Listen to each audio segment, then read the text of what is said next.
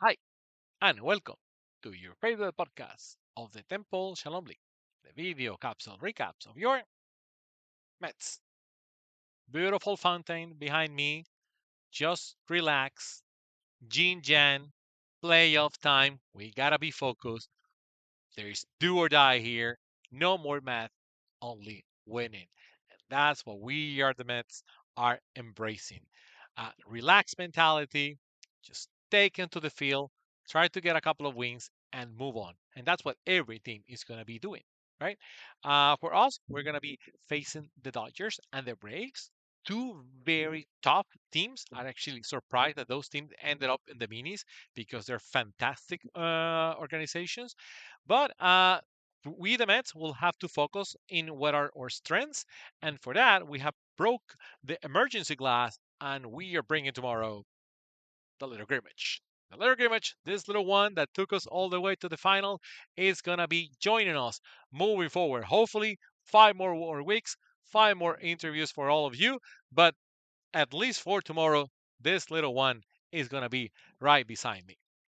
So we have to make sure that we remain focused and just give our best and trying to claim victory in this, quite frankly, quite exciting playoff format.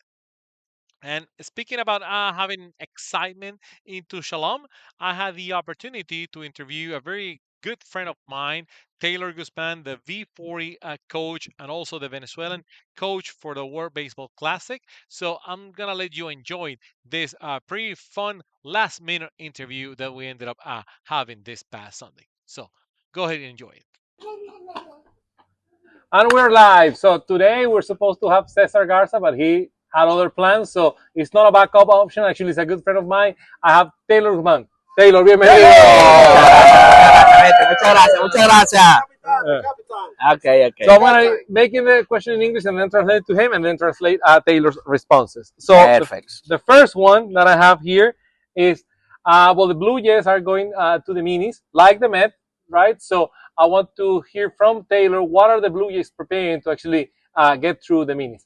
Los Blue Jays van a los minis, igual que los Mets. Quiero escuchar cuáles son esos planes secretos que tienen los Blue Jays para pasar esas rondas tan difíciles. Bueno, primero que nada, muchas gracias, Leo, por la entrevista. Muchas gracias al público por el apoyo. Bueno, sí, se está trabajando. Obviamente el factor suerte no nos ha acompañado, pero ya estamos trabajando fuertemente para dar una buena pelea en los minis. Okay, thank you. So, well, besides he actually thanking everyone here that is supporting him, he's saying that they're working pretty hard to actually make a good surprise and try to play like the Mets. I think he said that. So, so the second question that I have for him is I'm asking 3 qualities that he looks in a player when he's going to call them to be part of the roster of V40.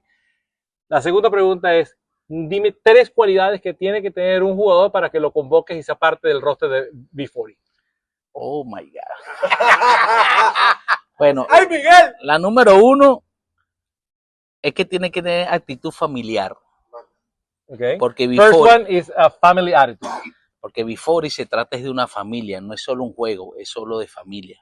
Es complementar la familia. So because saying V40 is not just about playing, but actually to create a family. So that's the number 1 quality that he looks in a player.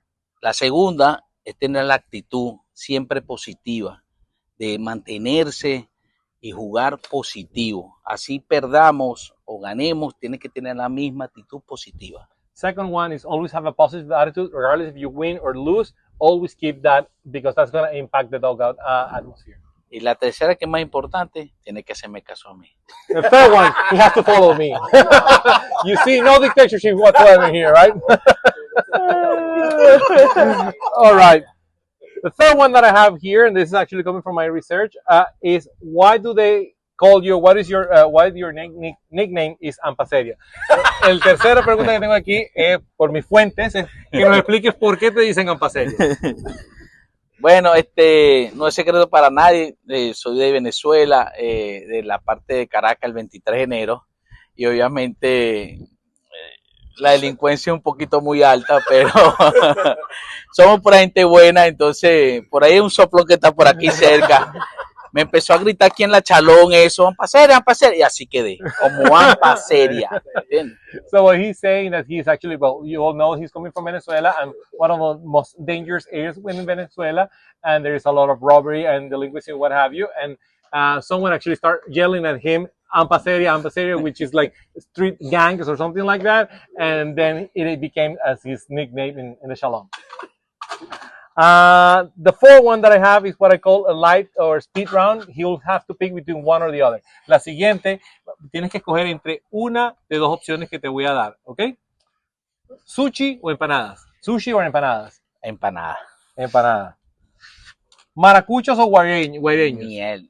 This is like people from Maracaibo or people from La Guaira. So, Haitiano. Haiti. He's picking Adriano. Aferni or Smith. Perry. That's the name of his two kids. So No. he passed. Next. Next.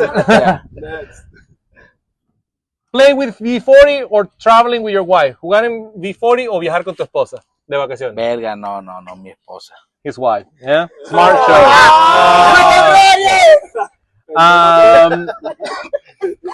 Leones or Trotamundos? This is like one baseball team, one basketball team from Venezuela. No, los dos. No, you Leones have y to pick Trotamundos. one. No, Leones. Leones. Yeah. Peluca or Ronnie Mendoza? Verga. Ay, Miguel. Verga. Mi corazón es de Rodney, pero prefiero Ronnie, Peluca. but he prefers Peluca. Oye, qué político. El hombre esquió. Okay, we're wrapping up the interview. Estamos finalizando la entrevista. Usually what I ask people here is to send a message to everyone in the league. Generalmente le digo que manden un mensaje aquí a la liga, but I'm going to use this one to actually ask you for a favor. Pero te voy a pedir un favor. Que le mandes un mensaje a Katy para que me deje jugar en V40. That he sends a message to Katy for me to play in V40. Bueno, primero que nada, gracias a la Liga Chalón. Obviamente las oportunidades que nos ha dado a todos nosotros. Es un privilegio venir a jugar aquí todos los domingos. Se siente en familia, el compartir es muy diferente. Acuérdate que son culturas diferentes, pero nos hemos adaptado a ellos y ellos también se han adaptado a nosotros.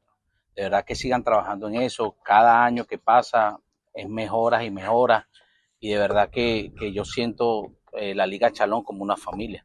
Y de verdad que espero que ellos también sientan lo mismo de nosotros. Y de parte de todos los venezolanos, orgulloso de pertenecer a este grupo, como estás tú, Leo, que fuiste uno de los primeros que entraste aquí a la liga, Quique, no me acuerdo quiénes fueron los otros. Gracias por darnos esa oportunidad de abrir esas puertas para nosotros venir con la familia a disfrutar de todos estos momentos. ¿Entiendes? De verdad que gracias a ustedes nosotros hemos podido incorporarnos a esta familia. Y el mensaje para Katy es: necesitamos, mira, yo te puedo pagar un babysitter. Si quieres dos, yo te lo pago. Necesitamos a Leo en V40. Te lo suplico. Yo ni a mi esposa le suplico tanto. Yo te pido que por favor déjalo jugar y yo te pagamos dos babysitters si quieres. So the first piece, he talked about how the Shalom League is actually a family and how we the Venezuelans feel like at home, and we truly appreciate that. And the second piece, I'm just trying to summarize it, is telling Kathy, my wife, that he's actually gonna bear the cost from the budget from V40 to pay a couple of babysitters so I can start or keep playing senior ball. So we'll see how this video helps me out or not. Thank you very much to all. Gracias, Taylor. No, gracias a ti, Leo. Gracias por la entrevista, muchachos. Seguimos adelante y vamos por encima. Se pasaron. Nice interview indeed. Quite funny. And definitely, if you're fluent in Spanish, you will have enjoyed that. And I think he was the one that had the highest crowd cheering for him, Taylor. I mean. So, well, thank you, Taylor, for taking this time and interviewing. As a last minute or guest interview was Cesar Garza. He couldn't make it. He had some work duties that he couldn't skip, but nonetheless, thank you, Cesar, for trying to do it, and also for a very nice gesture that you did during our second game from a brotherhood standpoint, right? That you all know very well. So speaking of what happened in the last week of the season for the Mets, we had a last minute cancellation 5 minutes before the start of the game. So we ended up having 10 players, and that had a burden. On us, we've managed to actually get a last minute sub, so we didn't have to give away that out. But nonetheless, that have an impact into the way that we plan the game, and the Reds definitely capitalized on that, beating us outright 21 versus 4, right? So very good hitting from the Reds. We couldn't definitely put any fight, and they took us down from the run rule standpoint.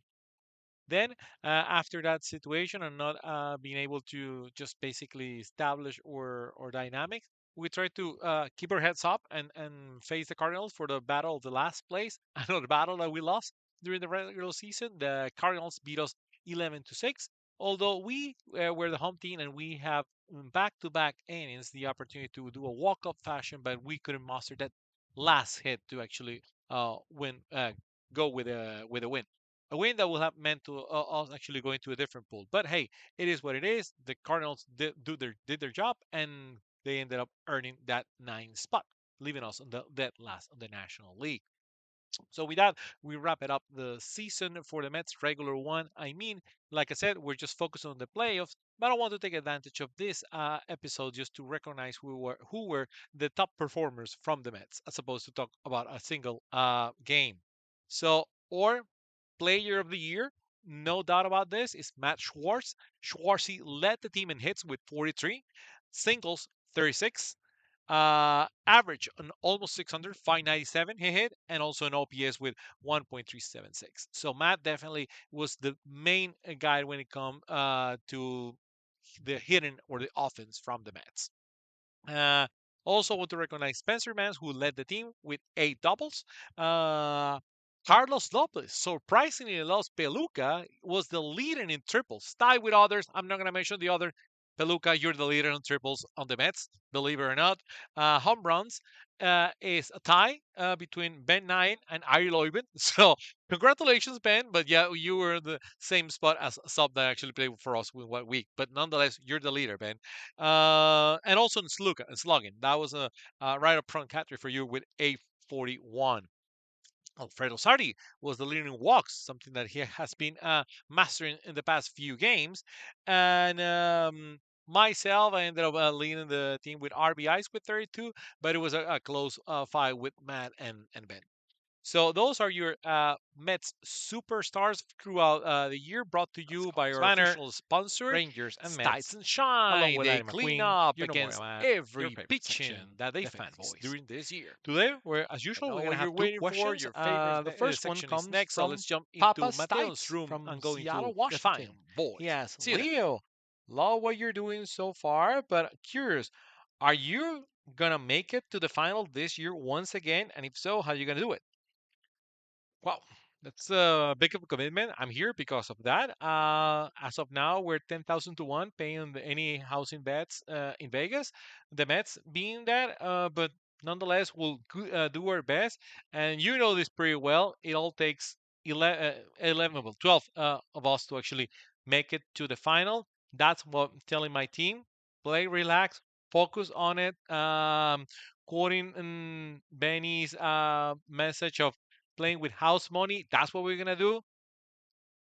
We'll have this help as well. Very experienced playoff guy, but we'll do our best, and hopefully we can continue doing interviews and continue being on the finals, and this one actually win it. But keep an eye on that one. But yeah, the second one comes from Rose fan number 14. He asks, Leo, I noticed that you recently became a U.S. citizen. What are your plans to do it now that you're fully American? Well, probably you noticed I was actually wearing the Venezuelan jersey in the previous sections of this podcast. Today, I'm proudly wearing the U.S. one because I'm now from both part of the world or the part of countries. Very proud of it, and I'll say that my first thing to do, sports-wise, is that I'm gonna mark myself eligible to represent the U.S. in the or baseball or softball classic in Shalom. We'll see what happens. I know that of course my Venezuelan team is gonna need me, and but having option is just phenomenal, as you'll say. Option, I will say, I also have the rest of the world because my grandma was born in Lebanon. So I guess 3 out of 4, I'm eligible on paper to do it. But yes, I mean, just enjoying this part of my life and have a country that truly have received me, and I'm extremely grateful for that. Thank you, RoseFan14, for asking, as well as Papa's Tide. So with that coming to an end, we have been guaranteeing the time of your line and bringing your kids or your wife to have a fun time. This Sunday, we're gonna try to continue and extend this, but regardless of what happened, make sure that you come and watch those games because all those playoffs are gonna be pretty fun to watch, and especially the Mets one are gonna be the best one to watch. So see you tomorrow, and hopefully we get to do more episodes. So long.